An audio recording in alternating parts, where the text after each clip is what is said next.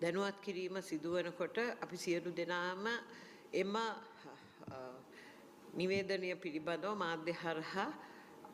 දැනගෙන හිටියා. එතකොට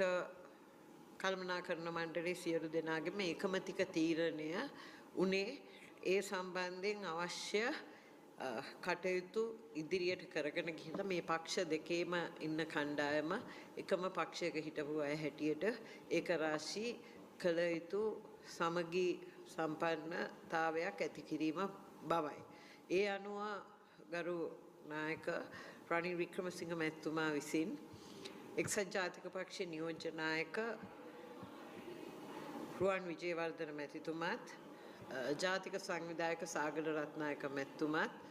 මම මහලේකම්වරිය හැටියටත් ඒ සඳහා අවශ්‍ය කටයුතු ඉදිරියට කරගෙන යන්න